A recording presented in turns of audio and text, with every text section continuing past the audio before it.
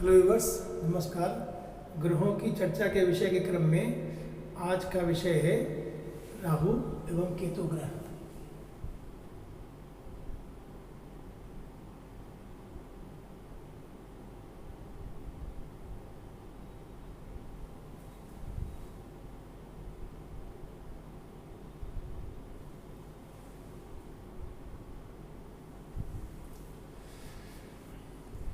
हमारे वैदिक शास्त्रों में 9 ग्रहों की चर्चा की गई है, जिसमें सूर्य, चंद्रमा, मंगल, बुध, बृहस्पति, शुक्र, शनि हैं। उसी प्रकार राहु व केतु 2 ग्रह और भी हैं, परंतु इन दोनों ग्रहों को छाया ग्रह कहा जाता है, क्योंकि इनका कोई भी भौतिक स्वरूप नहीं है, कोई खगोलीय पिंड नहीं है जो दृश्य हो।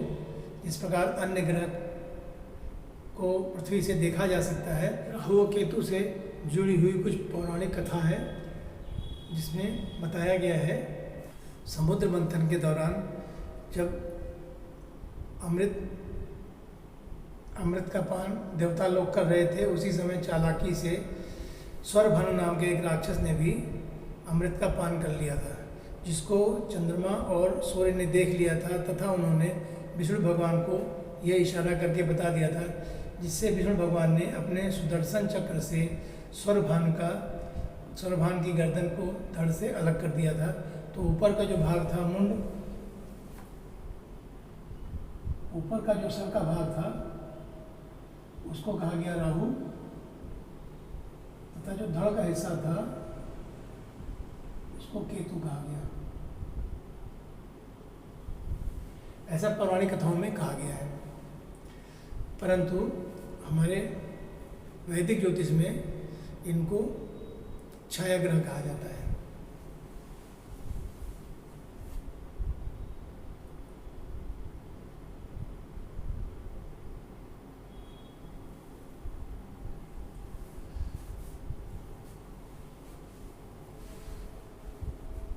चूंकि ये छाया ग्रह है, इसलिए इनको किसी भी राशि का स्वामित्व नहीं प्राप्त है।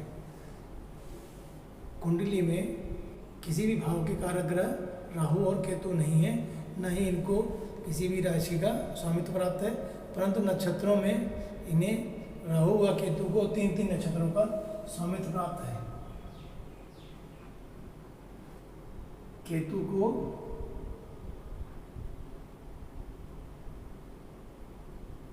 अश्विनी,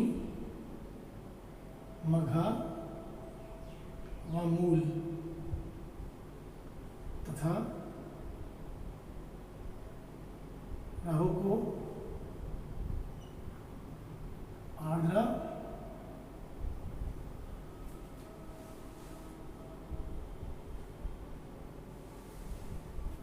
स्वाति व शतभिषा।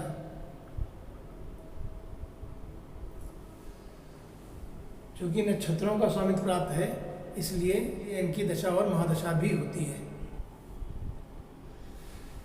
छाया ग्रह इनको इसलिए कहा जाता है कि किसी भी वस्तु की छाया उसी प्रकार कार्य करती है जिस प्रकार वह वस्तु अपना क्रियाशील होती है। जैसे कोई व्यक्ति अगर हाथ हिला रहा है, कोई व्यक्ति अगर चल रहा है, तो छाया भी उसके साथ साथ चलती है। छाया उसी तरह एक्ट करती है जिस तरह वो वस्तु क्रियाशील होती है।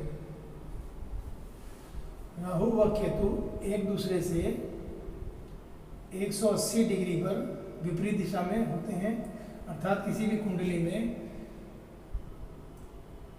राहु व केतु एक दूसरे से 80 डिग्री पर होते हैं।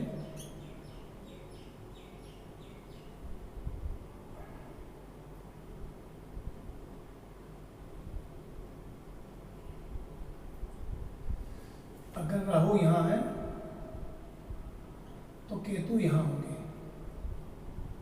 अगर राहु यहाँ है तो केतु यहाँ होंगे। दोनों एक दूसरे से 180 डिग्री पर होते हैं, तथा ये वक्री रहते हैं। इनका मार्ग, ये मार्गी नहीं होते, ये हमेशा वक्र चलते हैं। अन्य ग्रह कुंडली में एंटी क्लॉकवाइज चलते हैं तथा राहु व केतु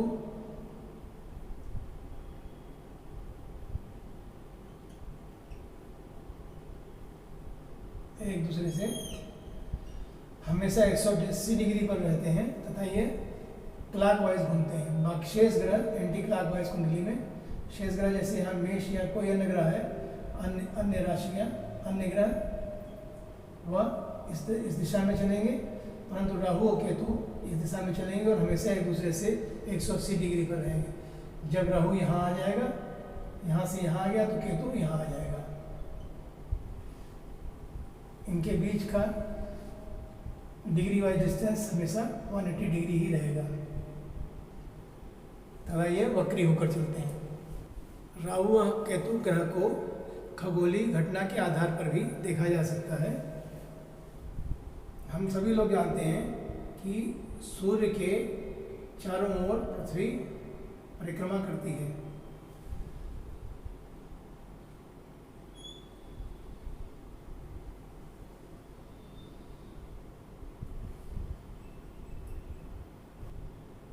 पृथ्वी सूर्य के चारों ओर परिक्रमा करती है। यह पृथ्वी हो गई हमारी, ये सूर्य के चारों ओर परिक्रमा करती रहती है। उसी समय पृथ्वी की परिक्रमा चंद्रमा भी करता रहता है।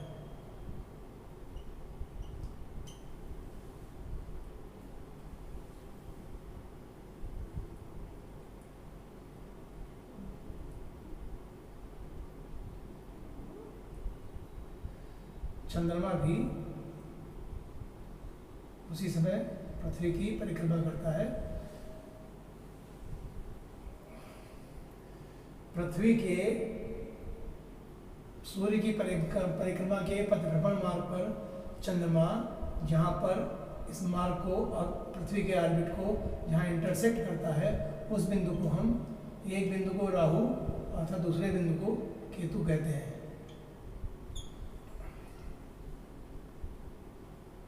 ल्यूनर नोड, ल्यूनर नोड्स कहते हैं, सदा न्यूनर नोड्स, नादा न्यूनर नोड्स।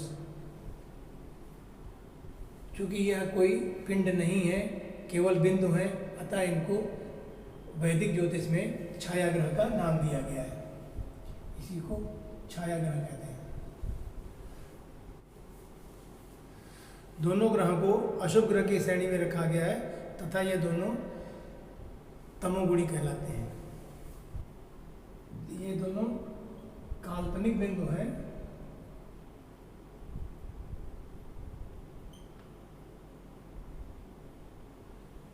इसलिए यह छाया ग्रह कहलाते हैं। छाया ग्रह होने की वजह से राहु व केतु स्वतंत्र रूप से अपने परिणाम नहीं दे पाते हैं, इसलिए ये डिपेंडेंट, क्योंकि ये डिपेंडेंट होते हैं। अगर शुभ ग्रह के साथ हैं तो शुभ परिणाम देते हैं, अशुभ ग्रह के साथ हैं तो अशुभ परिणाम देंगे। कुंडली में अपने प्लेसमेंट के अनुरूप शुभ या अशुभ परिणाम देते हैं। कुंडली की में यदि राहु केतु केंद्र में या त्रिकोण में बैठे हों तो अशुभ परिणाम नहीं देते हैं। कुंडली में केंद्र का अर्थ होता है पहला, चौथा, सातवां व 10वां भाव तथा त्रिकोण में 5वां व 9वां भाव। इन भावों में अगर यदि राहु केतु, इन भावों में यदि राहु केतु बैठे हैं तो वो अशुभ परिणाम नहीं देते हैं। जिस ग्रह से प्रभावित होते हैं उसी ग्रह के अनुरूप अपने रिजल्ट देते हैं। राहु की महादशा